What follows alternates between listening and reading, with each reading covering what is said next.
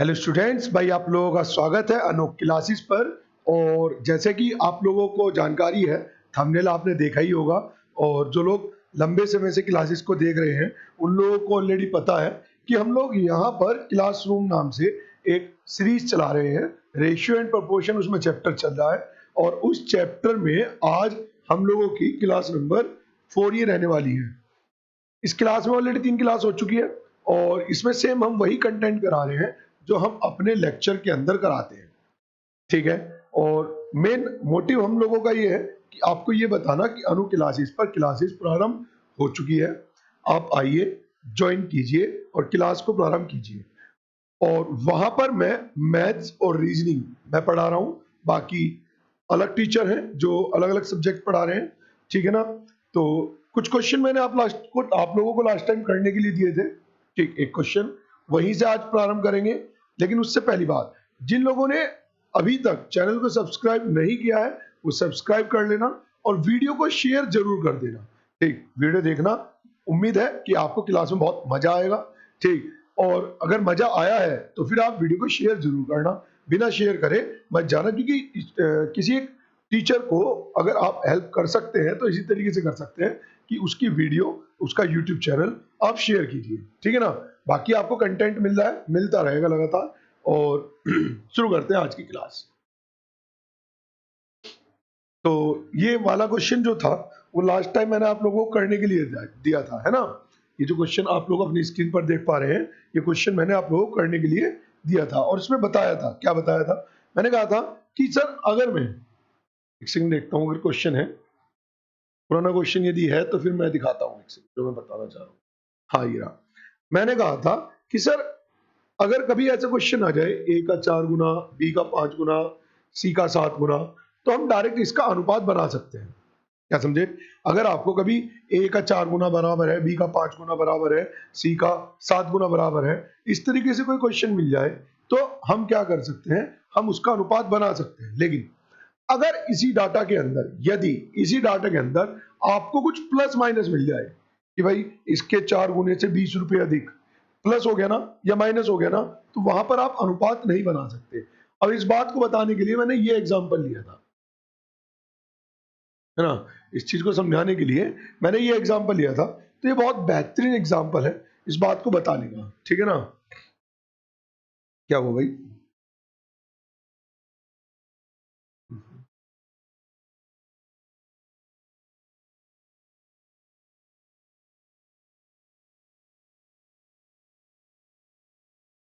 ठीक है। ठीक है। चलिए तो शुरू करते हैं सर क्वेश्चन आज का, है ना। आज का पहला क्वेश्चन और पिछली क्लास का लास्ट क्वेश्चन। देखो बहुत सिंपल है, जैसे मैं बता रहा हूं वैसे ही समझना। ठीक, क्योंकि इस तरह क्वेश्चन एग्जाम के अंदर और भी आते हैं। ठीक, तो कॉन्सेप्ट को समझना जरूरी है। अगर क्वेश्चन इससे रिलेटेड आया तो आप क्वेश्चन को इजीली कर पाएंगे वहां पर, है ना। चलिए देखो, उसने कहा 600 रुपए की धनराशि ए बी सी में, ए बी और सी में इस प्रकार विभाजित की जाती है कि ए को मिले हिस्से की, ए को मिले हिस्से के 2/5 से 40 रुपए अधिक, बी को मिले हिस्से के 2/7 से 20 रुपए अधिक और सी को मिले हिस्से के 9/17 से 10 रुपए अधिक, सभी बराबर है।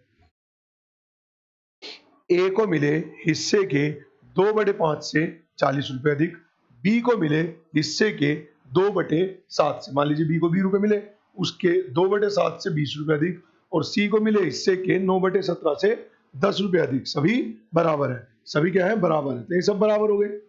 अब यही बात मैं आप लोगों को समझा रहा था। अगर कभी इस तरीके के पर्सन में, यदि इस तरीके क्वेश्चन के अंदर बराबर के साथ साथ ऐसे प्लस माइनस का निशान आ जाए, बराबर के निशान के साथ साथ ऐसे प्लस माइनस का निशान आ जाए, तो आप उसका अनुपात नहीं बना पाएंगे कभी भी। समझ पा रहे हो मैं क्या करूं, आप उसका अनुपात नहीं बना पाएंगे। एक बार आवाज चेक कर लेता हूं। एक दो बार ऐसा हुआ है कि पढ़ाई जा रहा हूं मैं, आवाज चेक नहीं की और आवाज दिक्कत कर रही है ना। हेलो हेलो, हाँ ठीक है। चलिए, हाँ, तो इस तरह क्वेश्चन को करने का सबसे बेहतर तरीका है कि आपको पता है ये बराबर है ये बराबर है ये, और आप इस सबको बराबर मान लो के। इसके बराबर मान लो के कोई भी एक कांस्टेंट मान लो कि ये सब बराबर है किसके, कांस्टेंट के। और ए हो या बी हो या सी हो, है ना, सबका मान के रूप में निकाल लीजिए आप। ए हो बी हो या सी हो, सबका मान के रूप में। अगर ये बराबर के है तो ए बराबर क्या आ जाएगा, ए बराबर आ जाएगा के माइनस 40 गुना 5/2। बात समझ में आई भाई? आप a गुना 2/5 बराबर 40 बराबर k है, तो आप पहले 40 को इधर ले जाएंगे ताकि वो हो जाएगा k माइनस 40, और 2/5 को जब दूसरी साइड लेके जाएंगे तो हो जाएगा 5/2। ऐसी b को लिख सकते हैं, ऐसी c को। बस इतना काम करना है आपको। जो भी वैल्यू दी गई उसे k के रूप में लिख लो। आप लिख लिया कब, जब आपको ऐसे बराबर का निशान दे दिया जाए और प्लस माइनस के साथ रिलेट करने की बात की जाए। ठीक, आपको पता है क्या, आपको पता है a प्लस बी प्लस सी बराबर कितना, a प्लस बी प्लस सी बराबर 600। a की जगह रख देते हैं 5/2 k माइनस 40, b की जगह रख देते हैं, डायरेक्ट लिख रहा हूं मैं, k माइनस 20। आप भी डायरेक्टली लिखने की आदत डालें। और ये है क्या, 2/7 बट ये हो जाएगा 7/2 प्लस ये आ जाएगा k माइनस 10, k माइनस 10, और 9/17 है ना, तो आप इसे लिख दे 17/9, और ये बराबर आ जाएगा किसके, 600 रुपए के। यहां तक कोई दिक्कत? अब मेन बात जो इसमें समझनी है, आपको ये अपॉन वाली वैल्यू करेगी परेशान, यानी कि 9, 2 और ये 2, ये वैल्यू क्या करेगी आपको परेशान। तो आप क्या करें, इसमें इसका एलसीएम ले लें, है ना, क्या करें, एलसीएम ले लेते हैं जी। 9, 2 और 2 का एलसीएम आ गया 18, तो आप उस 18 के ऊपर मल्टीप्लाई कर दो, गुना 18 चारों तरफ, इसमें भी इसमें भी इसमें भी और इधर भी। देखो जो ये प्लस का निशान होता है ना, ये पदों को अलग कर देता है। मतलब जैसे प्लस का निशान है तो इससे इधर ये एक पद है, इससे इधर एक पद ये है, इससे इधर एक पद ये है, और इससे इधर एक पद ये है। प्लस माइनस पदों को अलग अलग कर देता है, ये नियम रट लो। प्लस माइनस पदों को अलग अलग कर देगा। क्लियर है इतनी बात? अब मेरी बात को आगे समझो। अगर प्लस माइनस पदों को अलग अलग कर रहा है तो जो गुना करेंगे ना वो प्रत्येक पद में करेंगे, और बराबर भी अलग पद को दर्शाता है। प्लस माइनस बराबर, ये पदों को अलग रखते हैं, गुना पदों को सेम रखता है। ठीक है ना, एक ही पद कहलाता है। पद मतलब जैसे 5/2 गुना k माइनस के 40, तो ये पूरा एक पद है। अच्छा, ब्रैकेट एक सिंगल वैल्यू को दर्शाता है। k माइनस 40 कोई वैल्यू है जो अभी सोल्व नहीं करी। ठीक, तो इसी वजह से 18 यहां पर भी मल्टीप्लाई किया, यहां पर भी मल्टीप्लाई किया, यहां पर भी किया और यहां पर भी किया। ठीक, करते हैं जी सोल्व। 2 से कट जाएगा कितनी बार, 9 बार। 2 से कट जाएगा कितनी बार, 9 बार। 9 से कट जाएगा कितनी बार, 2 बार। 9 पंजे 45, तो ये आ जाएगा 45 के। मैं गुना भी कर रहा हूं अंदर, 9 पंजे 45 के, 45 चौका 180 और एक जीरो और प्लस के, 9 सत्ते 63, 63 के माइनस 63 दूनी 126, 1260 प्लस के, 17 दूनी 34 के माइनस 17 दूनी 34 माइनस 10 340 बराबर 600। 600 नहीं, 16 तिया पहाड़ा चलेगा ना, 16 अट्ठे 100, 16 कह रहा हूँ, 18 छिक्का 108, है ना, 18 छिक्का 108 00। बात समझ में आई? सॉल्व करते हैं। 45 के 63 के और 34 के, इसे सॉल्व करेंगे तो ये आएगा 142 के माइनस 18 माइनस के 1260 माइनस के 340, इसका टोटल करेंगे और उस टोटल को जब इस साइड लेके आएंगे तो ये बन जाएगा, k की वैल्यू क्या आ जाएगी यहां से 100। ये जोड़ घटा लेना बस आप लोग, है ना। k की वैल्यू कितनी आ गई, तो k की वैल्यू आ गई 100। अब देखो उसने क्वेश्चन में क्या पूछा है, उसने कहा a को मिला हिस्सा ज्ञात कीजिए। a को कितने रुपए मिले, तो a को कितने रुपए मिले, तो सर a को मिले हैं ये हिस्सा। k की वैल्यू कितनी कैलकुलेट की है, 100, उठाकर पुट कर दो तो ये आ जाएगा 5/2, 100 माइनस 40 यानी कि 60, और 2 से कट जाएगा 30 और 150 आपका आंसर। अब देखो ये क्वेश्चन मजबूरन ऐसे क्वेश्चन है कि जो आपको बेसिक तरीके से ही करना पड़ेगा, है ना। देखो सारे क्वेश्चन ट्रिक से नहीं हो सकते, आपको ये समझना पड़ेगा। अगर सब क्वेश्चन ट्रिक से होने लगे तो हर क्वेश्चन 2 सेकंड में सोल्व हो जाएगा। 25 क्वेश्चन अगर पेपर के अंदर आए तो 25 क्वेश्चन को सोल्व करने में 50 सेकंड, क्या ऐसा हो सकता है? नहीं। तो कुछ क्वेश्चन टाइम कंज्यूमिंग होते हैं, जिनमें से ये है। हालांकि ये इतना टाइम कंज्यूमिंग नहीं है, आपकी कैलकुलेशन है और सिंपल आपको जोड़ना घटाना है। ठीक, एक बार फिर भी अगर क्वेश्चन में कोई डाउट हो तो आप कमेंट कर देना। बाकी दूसरा, अगर क्वेश्चन में वैसा कुछ है नहीं कि जो इसमें समझाया जाए, कैलकुलेशन है छोटी-छोटी सी, ठीक, तो वीडियो को चाहे दोबारा से वापस क्वेश्चन को देख लेना, ठीक है ना? चलिए अगले चलते हैं क्वेश्चन पे। क्वेश्चन नंबर आएगा ये। अब देखो, ये बेहतरीन क्वेश्चनों में से एक क्वेश्चन है। हालांकि इस क्वेश्चन में ज्यादा जद्दोजहद है नहीं, थोड़ा सा छोटा सा लॉजिक है, वो लॉजिक याद रखना। देखो, आपको उसने कहा है x माइनस 2y प्लस के 8z, y माइनस के 3z प्लस के 4w, 4x प्लस के 5z माइनस के 7w बराबर 3:4:7। तो इसका मान क्या होगा? मेरी बात को समझो। जब भी आपको है ना इस तरीके से बहुत सारे एलिमेंट दिख जाए, x, y, z, w, बहुत सारे एलिमेंट दिख गए, है ना, बहुत ही सारे एलिमेंट, ठीक, और ऐसे अनुपात में दे दिया जाए, तो यहां पर क्वेश्चन का सॉल्यूशन नहीं है, फिर आपको क्वेश्चन के सॉल्यूशन के लिए अनुपात की हेल्प लेनी पड़ेगी। आप कहेंगे कैसे? तो आप अनुपात को देखो, अगर मैं पहले और दूसरे अनुपात को जोड़ दूंगा तो वो टोटल तीसरे अनुपात के बराबर हो जाएगा। क्या कह रहा हूं मैं? अगर मैं पहले और दूसरे अनुपात को जोड़ दूंगा तो टोटल किसके बराबर हो जाएगा? तीसरे अनुपात के बराबर हो जाएगा। तो यहां से हिंट मिला कि भाई 3 और 4 7, मतलब पहले दो का टोटल तीसरे के बराबर है। तो मैं यहां से यही कर रहा हूं, क्या कि पहले और दूसरे का टोटल तीसरे के बराबर, पहले और दूसरे का टोटल, यानी कि x माइनस के 2y प्लस के 8z प्लस दूसरा y माइनस के 3z प्लस के 4w, और ये बराबर है तीसरे के, यानी कि ये बराबर है 4x प्लस के 5z माइनस के 7w के। कोई दिक्कत इसमें? करते हैं कैलकुलेट। अगर मैं x को इधर ले जाता हूं तो ये आ जाएगा 3x, और देखते हैं, अब बारी आई y की, माइनस के 2y प्लस के y, तो ये माइनस y हो गया, इधर आके प्लस हो जाएगा, तो ये आ जाएगा प्लस के y। z की बात करते हैं, 8z में से 3z गए, 5z, और इधर भी 5z, तो 5z प्लस के और 5z प्लस के खत्म, ठीक, ये इधर आके हो जाएगा माइनस, यानी कि माइनस के 11w बराबर 0। बात समझ में आई? सबको एक साइड ले आया इसमें। अब क्वेश्चन में कुछ बचा ही नहीं। क्वेश्चन में क्या पूछा है? क्वेश्चन में उसने पूछा है 6x plus 2y minus 17w बटे w बराबर क्या होगा? अब मेरी बात को थोड़ा गौर करें, हमें लगभग इसके जैसी इक्वेशन मिल गई। क्या कह रहा हूं मैं? हमें लगभग इसके जैसी इक्वेशन मिल गई, लगभग इसके जैसी, है ना, लेकिन वो इक्वेशन है नहीं। बट मुझे समझ में आया, अगर मैं इस इक्वेशन को 2 गुना कर दूं, यदि मैं इस पूरी इक्वेशन को क्या कर दूं? 2 गुना कर दूं, ठीक, यदि मैं इस पूरी इक्वेशन को 2 गुना कर दूं तो मुझे जहां पर 3x है ऑटोमेटिक वहां 6x मिल जाएगा, जहां पर y है वहां पर 2 गुना करते ही ऑटोमेटिक 2y मिल जाएगा, जहां पर 11 है वहां पर मुझे माइनस के 22w मिल जाएगा। ये समस्या हो गई, बराबर 0। हालांकि ये समस्या नहीं है, अब थोड़े से लॉजिक लगाओ। भाई देखो, आपको 6x मिल गया, 2y मिल गया, बट यहाँ क्या चाहिए? 17w आया, क्या? 22w। तो मुझे बताओ, क्या मैं इस 22w को माइनस 17w और माइनस के 5w नहीं लिख सकता क्या? बोलो, क्या मैं इस 22w को माइनस के 17w और माइनस के 5w अलग अलग करके लिख सकता हूं? क्वेश्चन ऐसा क्यों लिख रहे हैं? ऐसा ऐसा इस वजह से लिख रहे हैं सर, ताकि हमें वो इक्वेशन मिल जाए।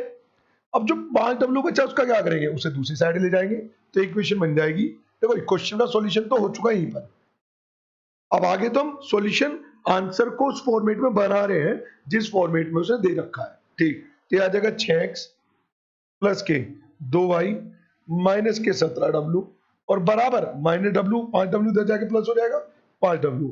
क्वेश्चन में देखा मैं w अपॉन में चाहिए, तो अगर मैं w को अपॉन में ले जाऊं तो क्या मुझे एज इट इज वही मिल गया जो चाहिए था? तो यहां से w हटा और बराबर में क्या आ गया? 5। तो finally your answer will be 5।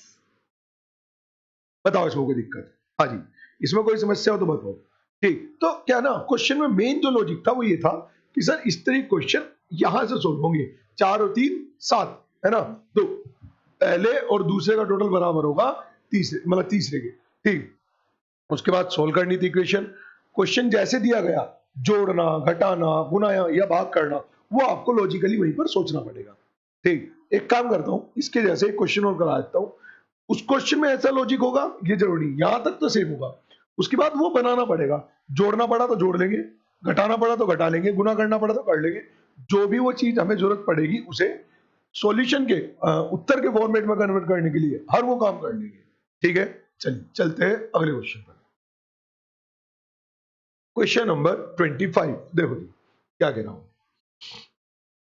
उसने कहा यदि x plus Y minus Z, Y minus K Z plus K 2y, 2x plus के जेड माइनस के w बराबर 2 3 1 है, तो इसका मान क्या होगा।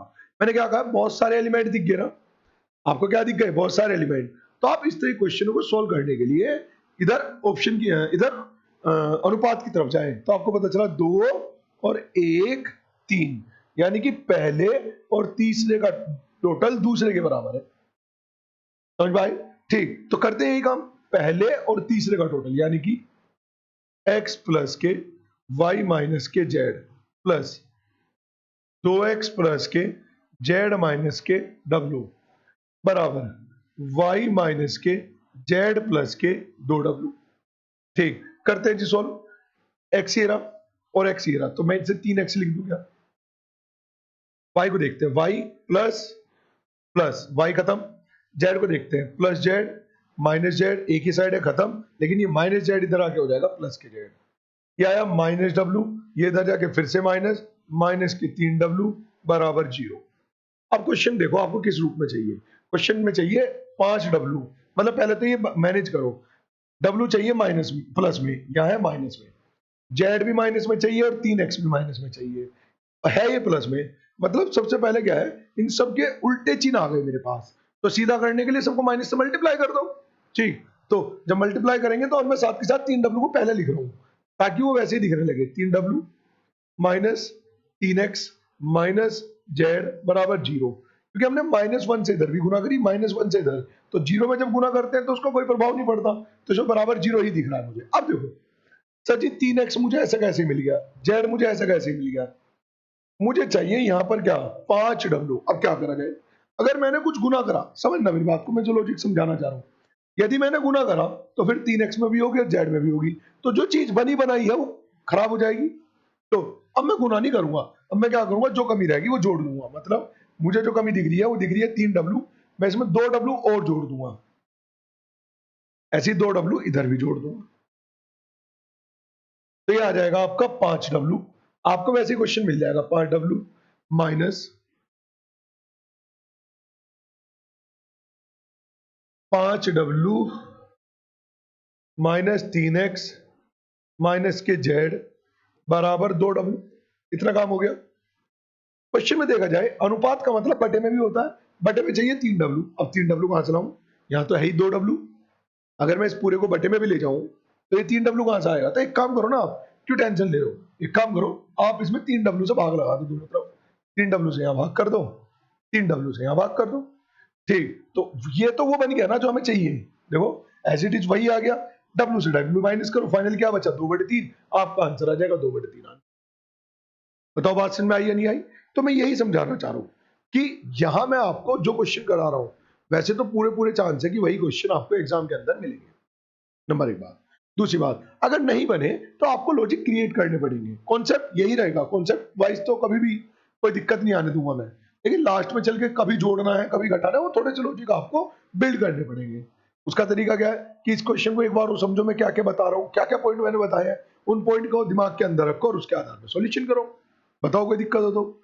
चलिए आगे चलते हैं। क्वेश्चन नंबर, अच्छा इनकी जो पीडीएफ है ना वो आपको मिल जाएगी अनु क्लासेस मुजफ्फरनगर,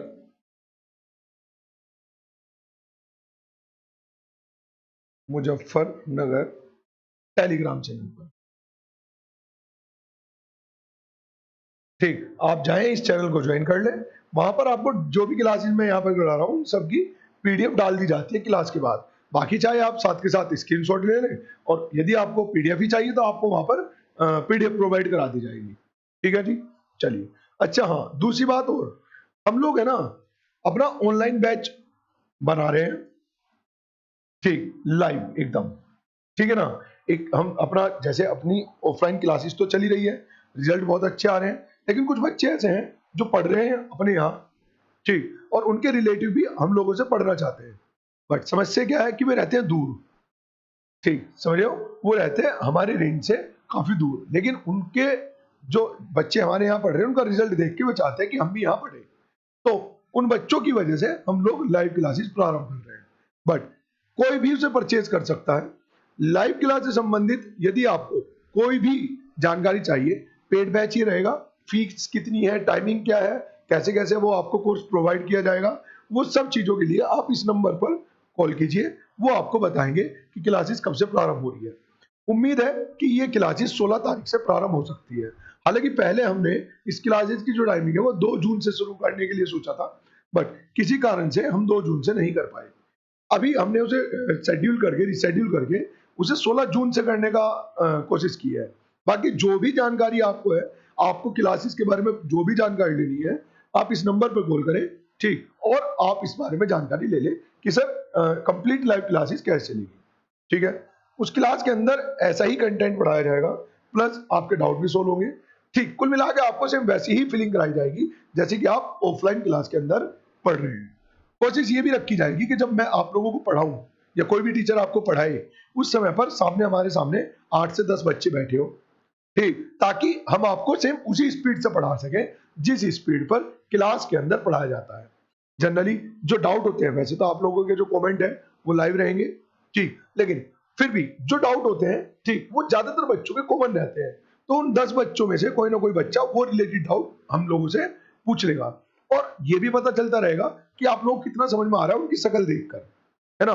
ऑनलाइन में क्या प्रॉब्लम है, टीचर पढ़ाता रहता है, क्योंकि टीचर के कॉन्सेप्ट क्लियर है, तो टीचर को लगता है जो भी मैं समझा रहा हूँ मुझे तो समझ में आ रहा है, ठीक, तो इस उम्मीद में जरूर थोड़ी कि बच्चों को भी वो समझ में आए, तो सामने ही हम 8 से 10 बच्चे बिठाएंगे, ठीक, बिल्कुल नए आपके जैसी, ठीक है ना, बिल्कुल नए एकदम, जो पहली बार तैयारी कर रहे होंगे, प्रॉपर उनसे फीस भी लेंगे, उन्हें क्लास के अंदर बैठाएंगे, जो आसपास के क्षेत्र के करना चाह रहे हैं उन्हें बिठा लेंगे, और फिर उनकी शक्ल के अंदाजे बताएंगे कि हम जो बता रहे हैं वो आपको समझ में आ रहा है नहीं आ रहा है, अगर फेस के आधार पर देखा जाए। बाकी आप लोगों के जो कमेंट रहेंगे वो लाइव रहेंगे, आप वो पूछेंगे हम लोगों से और वो आपको बता दी जाएंगे, ठीक है ना।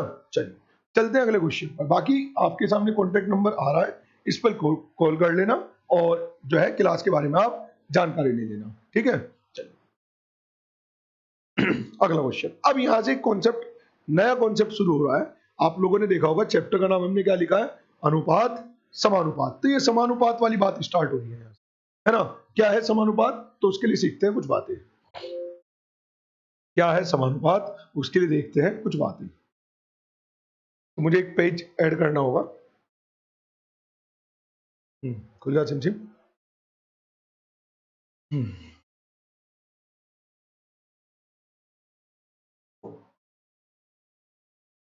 चलिए जी, समझना ध्यान से, है ना, इसे ध्यान से समझना, ठीक। अच्छा एक सेकंड रुकना, ठीक, एक सेकंड रुकना, इसमें जो है ना, एक सेकंड रुकना, इसमें जो है क्या बोलते हैं उसे, चार्जिंग का इशू अभी आपके सामने आया ना, एक बार मैं चार्जिंग लगा दूं बस, है ना, फिर स्टार्ट करते हैं।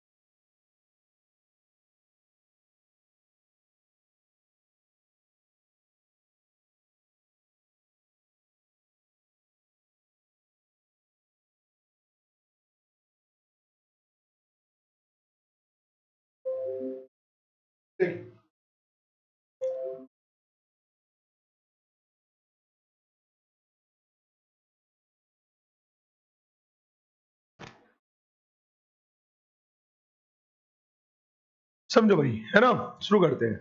हम लोगों का जो टॉपिक है वो एक नया टॉपिक स्टार्ट हो रहा है यहाँ पर, अनुपात समानुपात। जैसे कि आप लोगों ने चैप्टर में देखा ही है, थंबनेल में भी लिखा हुआ है अनुपात समानुपात। तो पूरा चैप्टर क्या है, अनुपात समानुपात। तो अभी तक हम क्या पढ़ रहे हैं, अनुपात। अब देखते हैं समानुपात क्या है। तो समानुपात कोई नई चीज नहीं है, अनुपात का ही एक रूप है ना।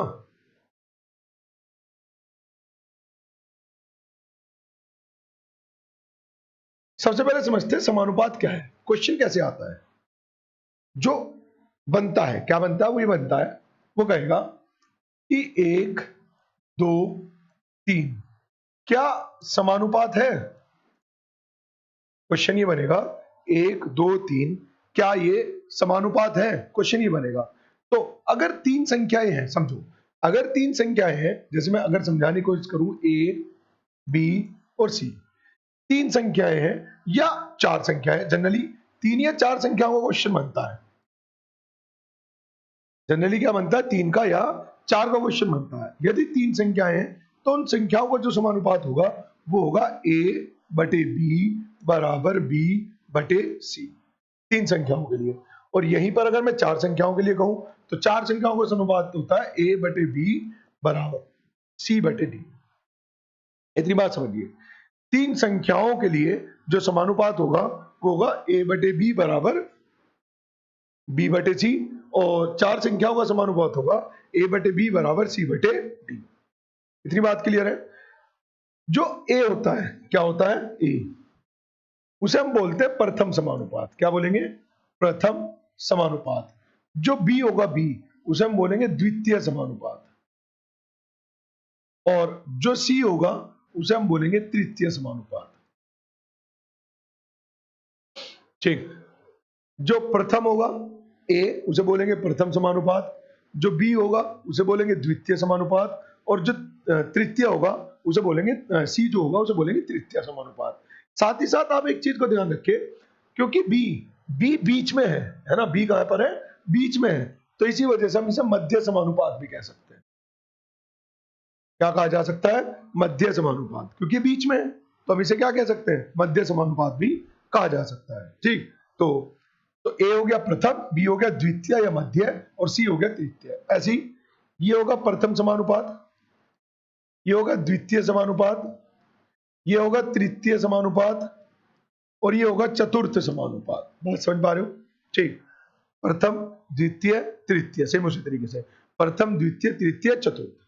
अब यहां से एक फॉर्मूला बन गया, ए बटे बी बराबर बी बटे सी। अब हम लोगों से पूछा गया कि क्या 1 2 3 ये समानुपात है, तो आपको क्या करना है, इस फॉर्मूले के अकॉर्डिंग डाटा रख के देखो एक बार। ए बटे बी बराबर बी बटे सी, ए बटे बी बराबर बी बटे सी। क्या इधर का अनुपात और काट पीट के अगर हो सकता है इधर का अनुपात सेम है क्या, नहीं, तो फिर ये समानुपात नहीं है। तो दोनों अनुपातों का एक समान होना, दोनों तरफ के अनुपातों का एक समान होना ही समानुपात कहलाएगा। बात समझ में आ रही है। दोनों अनुपातों का, दोनों साइड के अनुपातों का एक समान होना ही समानुपात कहलाएगा। क्लियर है इतनी बात, आगे चलते हैं।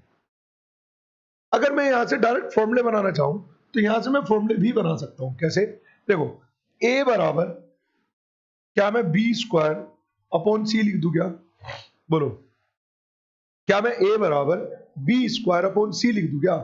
तो इसका मतलब हो गया प्रथम समानुपात का फॉर्मूला हो गया a बराबर बी स्क्वायर अपॉन सी।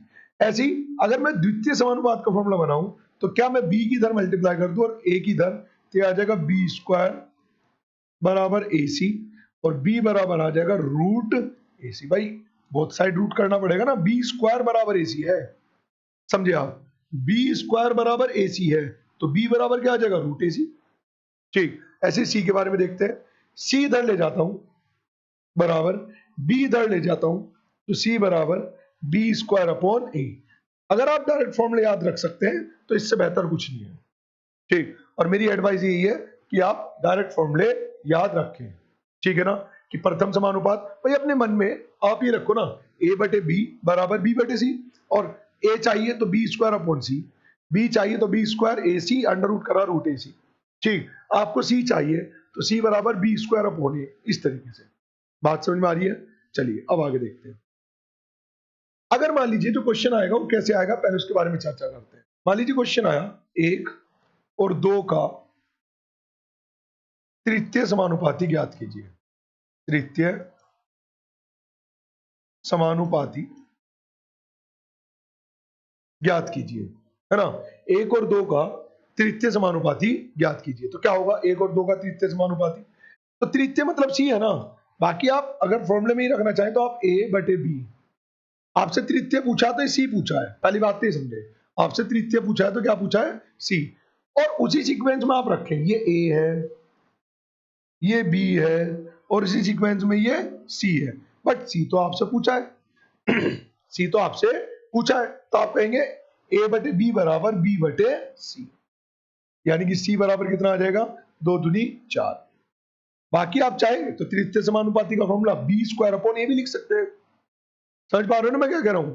अगर मान लीजिए इसी क्वेश्चन के अंदर 1 और 2 का वो पूछ ले द्वितीय समानुपाती बताइए,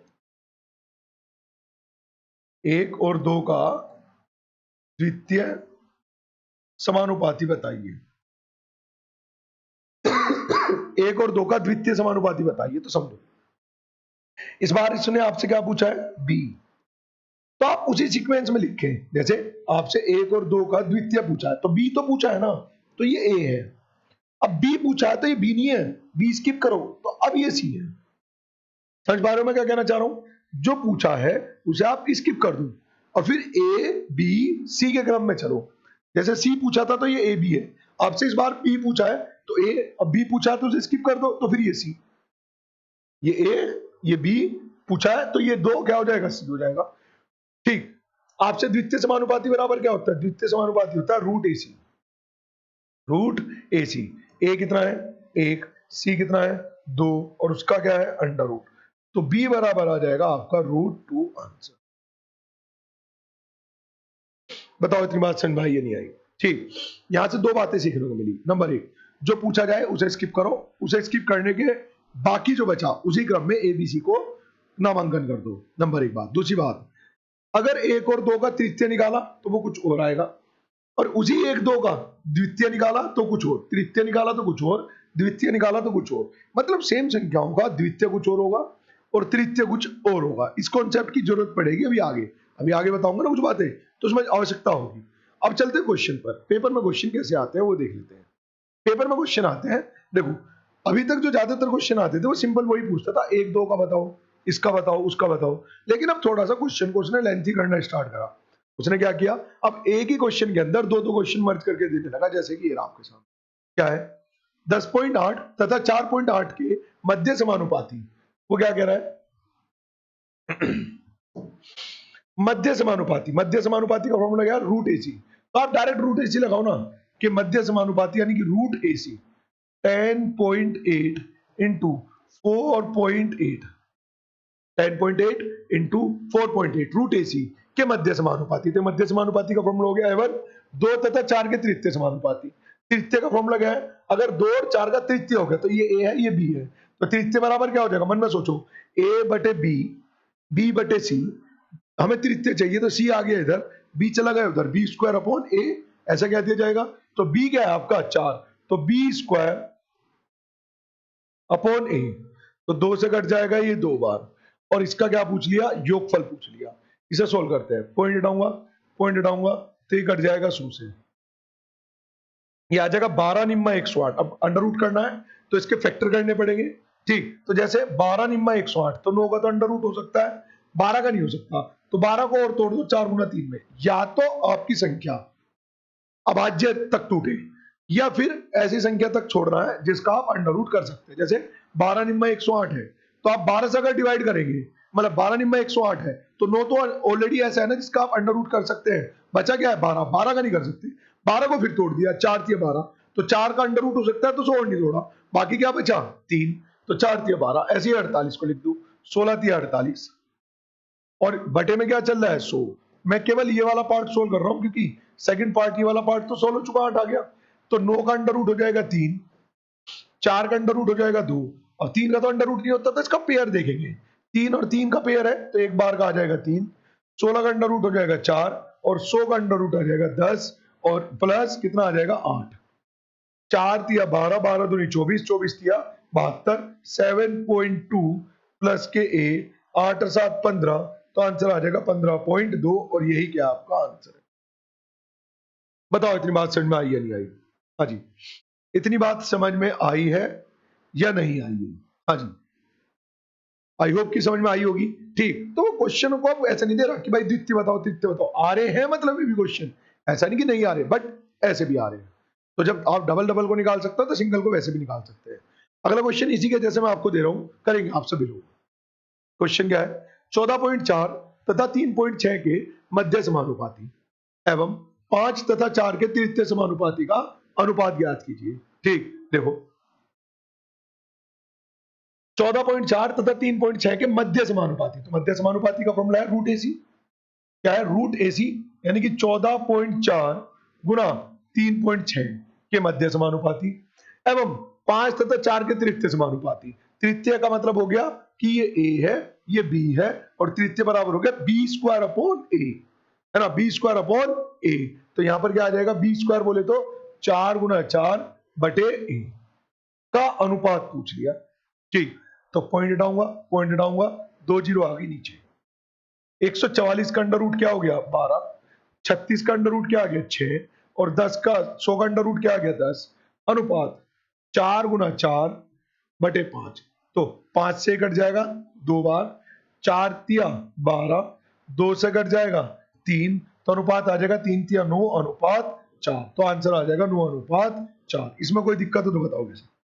हाँ जी, यहां पर कोई समस्या हो तो बताओ, 9 अनुपात 4 आपका आंसर रहेगा।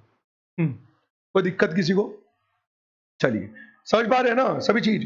कोई चीज हो सकती है एक बारी में समझ ना आए, तो वीडियो का यही तो फायदा है, आप दोबारा से प्ले करो, दोबारा से देख लो, नहीं समझ में आए ठीक तो आप कमेंट छोड़ो नीचे, अगली क्लास के अंदर उस कमेंट को पढ़ के मैं उस जानकारी को और क्लियर करूंगा। ठीक, बाकी ये मान के चले कि हाँ, अब तो लाइव क्लास ही चल रही है ना, अब तो क्या चल रही है, तो आप डायरेक्ट कमेंट करके अपने डाउट भी पूछ सकते हैं, ठीक है ना। चलिए,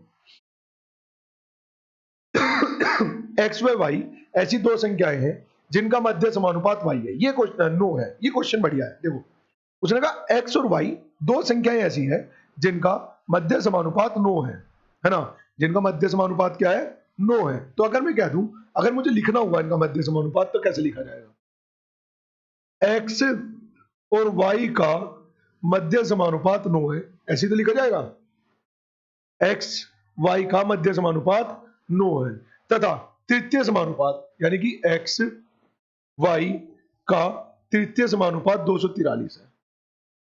एक्स वाई का तृतीय समानुपात कितना है, 243 है। कोई दिक्कत इस बात को समझने में? ठीक, फॉर्मूला लगाओ ना सीधा, a बटे बी बराबर b बटे सी, ऐसे ही a बटे बी बराबर b बटे सी।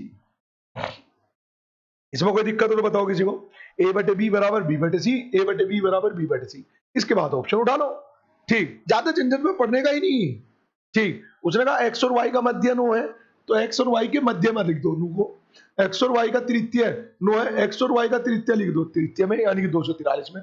ठीक, वैल्यू रखते हैं x, a की वैल्यू रखते हैं 9 बटे 9 और 27, तो अगर x की जगह 9 और y की जगह 27 रखता हूं तो क्या सेटिस्फाई होता है, ऑप्शन से 9 रखूंगा 9 बटे 9 यानी कि 1, और 9 बटे 27 1 बटे 3, तो ये गलत हो गया, सेकंड ऑप्शन 3 27, 3 बटे 9 यानी कि 1 बटे 3, 9 बटे 27 1 बटे 3, बिल्कुल सही आ रहा है। 3 बटे 27, 3 यहाँ 27 यहाँ, तो 3 से कट जाएगा कितनी बार 3 से कट जाएगा 9 बार, और 27 से कट जाएगा कितनी बार, 27 से कट जाएगा 9 बार, तो 1 बटे 9 1 बटे 9 ये भी हो जाएगा, 1 बटे 3 1 बटे 3 ये भी हो जाएगा, तो आपका आंसर फाइनली क्या आ जाएगा, बी। ठीक भाई, समझो ना, उसने कहा एक्स और वाई का मध्य नो है, तो एक्स और वाई का मध्य तो मध्य में लिखा जाएगा ना। दूसरी कंडीशन, एक्स और वाई का तृतीय 243 है, तो तृतीय 3 पे ही तो लिखा जाएगा, उसके आधार पर छोटा सा काम करना है, इक्वेशन बना के ऑप्शन रखो, आपका आंसर। ठीक, ज्यादा सॉल्यूशन में पढ़ना ही नहीं है भाई, एग्जामिनर ने आपको ऑप्शन दिए हैं, वो उसकी कमजोरी वो हमारी ताकत, हमें सॉल्यूशन से बचाती है वो ताकत, है ना। चलिए क्वेश्चन नंबर 29, सेम इसी की जैसा एक क्वेश्चन और करा रहा हूं मैं। ठीक, आप वीडियो को पॉज करें, वीडियो का क्वेश्चन का सॉल्यूशन निकालें, सॉल्यूशन निकालने के बाद आंसर कमेंट करें, जो भी आंसर आए वापस वीडियो को प्ले करें, देखिए वही आंसर मेरा आ रहा है, आपका आ रहा है क्या नहीं आ रहा है।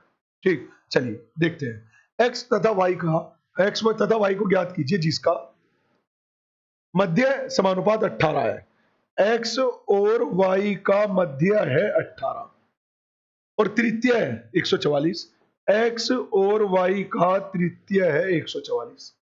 ठीक है, गड़बड़ कर दी है ना, गड़बड़ी हो गई कि मध्य है 18, x और y का मध्य है 18। ठीक, रखते हैं जी, a बटे b बराबर बी बटे सी। बात समझ में आई? ए बटे बी बराबर बी बटे सी, ऐसी ए बटे बी बराबर बी बटे सी। कोई दिक्कत यहां पर? आगे समझो। ऑप्शन उठाओ, 6 42 रखो जी, 6 रखोगे 1/3, 42 रखोगे y की जगह 1/3, नहीं आने का, तो पहला ऑप्शन गलत हो गया। दूसरे ऑप्शन पे चलते हैं। 9/36 आप रखो x की जगह 9 और y की जगह 36, यहाँ 9 रखोगे तो 1/2, 1/2, 9/36, 1/4, 36 से भाग करेंगे, 36 चौका 144, 1/4, तो ये भी सेटिस्फाई और ये भी सेटिस्फाई, तो इसका मतलब ऑप्शन नंबर 3 ये आपका आंसर रहेगा।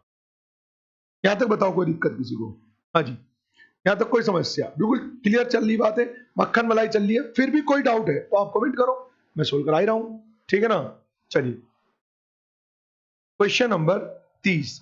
अब उसने कहा है 7, 17, 22 और 47 प्रत्येक में कौन सी संख्या जोड़ी जानी चाहिए ताकि परिणामी संख्याएं एक समानुपात में। इससे क्वेश्चन पहले बहुत आते थे, अब भी आते हैं, लेकिन उसका एक अपग्रेड वर्जन भी आने लगा है ना। पहले बहुत आते थे, मैं फिर से कह रहा हूं अभी भी आते हैं, लेकिन अब क्या आने लगा, एक थोड़ा अपग्रेड वर्जन आने लगा। उसका क्या आएगा वो अभी आगे समझाऊंगा, पहले इसे देख लेते हैं। उसने कहा 7, 17, 22 और 47 प्रत्येक में क्या जोड़ा जाए ताकि परिणामी संख्या समानुपात हो जाए। तो समानुपात का फॉर्मूला है ए बटे बी बराबर सी बटे डी। भाई चार संख्याओं का समानुपात मैंने आपको ऐसे ही तो बताया, कैसे लिखते हैं, ए बटे बी बराबर बी बटे सी, ये चार संख्याओं का समानुपात है।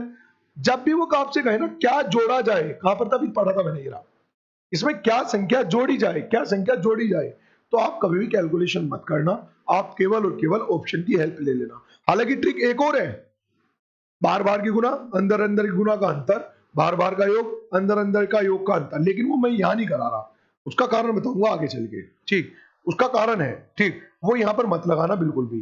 हालांकि उससे आंसर आएगा, ठीक, जल्दी आएगा, लेकिन यहां नहीं आएगा, कहीं और आएगा वो जल्दी।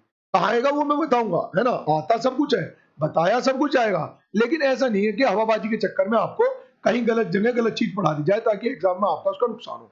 एक नंबर का नुकसान नहीं होने दूंगा मैं बिल्कुल भी, तो तरीके से पढ़ेंगे, बिल्कुल सही तरीके से, है ना। चलिए, ताकि परिणामी संख्या एक समानुपात में हो, तो ऑप्शन की हेल्प लेना, आप दो जोड़ो, आपने जैसे ही दो जोड़ा पहला ऑप्शन, तो ये हो जाएगा आपका 9/19। अच्छा, जैसे ही आप जोड़ो या घटाओ, अगर उसने जोड़ने के लिए कहा है तो आप जोड़ेंगे, उसने घटाने के लिए कहा है तो आप घटाएंगे। तो जब आप जोड़ रहे हो या जब आप घटा रहे हो, है ना, उस समय पर अगर कोई संख्या अभाज्य संख्या आ गई तो आप डायरेक्ट चेक करो, कैसे, जैसे यहाँ अभाज्य संख्या आ गई 19, तो उसके तुरंत सामने वाली संख्या देखो और उसमें जो जोड़ना था वो जोड़ दो। जैसे 2 जोड़ा था मैं, तो 47 और 2 49, क्या 19 ही से काट सकता है क्या? अगर काट सकता है तो आप आगे चलेंगे, और नहीं काट सकता तो आप इस ऑप्शन को यही गलत कर देंगे। क्या कहा? लेकिन कब? जब अभाज्य संख्या आ जाए, जोड़ते या घटाते वक्त कोई संख्या क्या आ जाए, अभाज्य संख्या आ जाए, तीसरा ऑप्शन रखते हैं, मतलब दूसरा ऑप्शन 3, तो यहां पर 3 रखेंगे तो कितना आ जाएगा, 10/20 बराबर 25/50। 3 जोड़ रहे हो तो कितना आ जाएगा, 1/2, कितना आ जाएगा, 1/2 बराबर 1/2 सेटिस्फाई कर गया, तो आंसर क्या आ जाएगा आपका, आंसर आ जाएगा आपका 3। कोई दिक्कत यहां पर तो बताओ किसी को? हाँ जी, यहां पर कोई दिक्कत तो बताइए, उम्मीद करते हैं कि हो जाएंगे। और ये बहुत बेसिक क्वेश्चन है, पेपर में काफी बार आ चुका, काफी बार आया है, काफी बार आएगा, ठीक है ना। चलिए नेक्स्ट क्वेश्चन। वह संख्या कौन सी है जिसे यदि 7, 16, 43 और 47 में जोड़ा जाए वे संख्या समानुपात हो जाए। सेम ऑप्शन से करेंगे, वह संख्या कौन सी है जिसे 7, 16, 43 और 79 में जोड़ा जाए तो परिणामी संख्या समानुपात हो जाए। पहला ऑप्शन 2 है, आप 2 जोड़ो, 9, 18, 45, 81, ये 1/2 हो जाएगा, बट ये 1/2 नहीं हो पाएगा, तो ये गलत हो गया। सेकंड ऑप्शन 10 और 3 जोड़ रहा हूं 19, देखो फिर से अभाज्य संख्या आ गई ना, उसके तुरंत वाली बाद की संख्या पकड़ो, उसमें क्या जोड़ोगे 3, तो ये हो जाएगा 82। ये 82 तो 19 से भाग करो, क्या 82 आया, क्या 19 काट पाएगा 82 को, नहीं, तो खत्म कर दो इस बात को। अब आगे चलते हैं, पांचवा मतलब ऑप्शन लिखेंगे 5, तो 7 और 5 12, ये हो जाएगा 21, 43 और 5 कितना, 43 और 5 48, और ये आ जाएगा 84।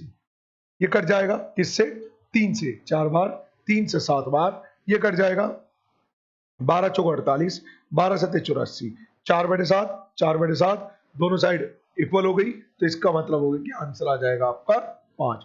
जब भी आपको केवल जोड़ना और घटाना हो तो आप ऑप्शन की ही हेल्प लो, आप किसी दूसरी ट्रिक के चक्कर में मत पड़ो। हालांकि एक ट्रिक है, वो मैं आपको आगे बताऊंगा और ये भी बताऊंगा कि यहाँ पर क्यों नहीं लगवा रहा था उसे। समझ पा रहे हो ना मैं क्या कह रहा हूँ? ठीक, चलिए अगला क्वेश्चन क्या है जी। अगला क्वेश्चन है 2:3 के अनुपात 2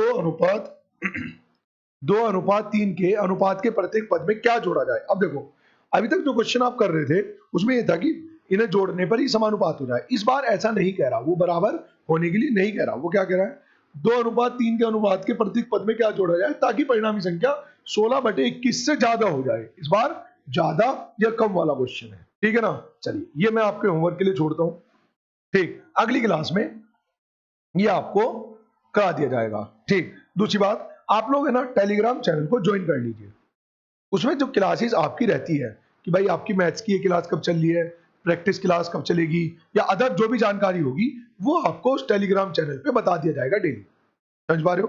रोज उस पर आपको शेड्यूल बता दिया जाएगा कि किस तरह की क्लासेस चल रही है, किस टाइम ये लाइव क्लास मैथ्स की रहेगी, किस समय प्रैक्टिस क्लास रहेगी, किस समय टेस्ट का सॉल्यूशन रहेगा, किस समय टेस्ट रहेगा, वो सारी जानकारी आपको उस टेलीग्राम चैनल पे दे दी जाएगी। ठीक है। हालांकि मैं एक कोशिश करूंगा कि जो ये वीडियो है इस वीडियो के डिस्क्रिप्शन में भी उस टेलीग्राम चैनल का लिंक प्रोवाइड करा दूंगा। आप जाइए टेलीग्राम चैनल को वहां से ज्वाइन कीजिए। ठीक, और उसके बाद क्लास के बारे में, जिसकी जो शेड्यूल्ड क्लास है उसके बारे में जानकारी ले लीजिए। क्योंकि कभी कभी क्या होता है, क्लास कभी 6 बजे हो जाती है, कभी 9 बजे हो जाती है। ठीक, तो उसकी टाइमिंग आपको पहले ही बता दी जाएगी। ठीक, हालांकि आप चैनल पर आके वो देख भी सकते हैं कि आज की क्लास किस टाइम है, वो पहले ही उसमें नोटिफिकेशन अपलोड करा दी जाती है। ठीक है ना। चलिए, तो आज की क्लास को यहीं पे करते हैं समाप्त, लेते हैं अलविदा, मिलते हैं फिर कल को क्लास नंबर 5 में। तब तक के लिए tata bye bye, take care.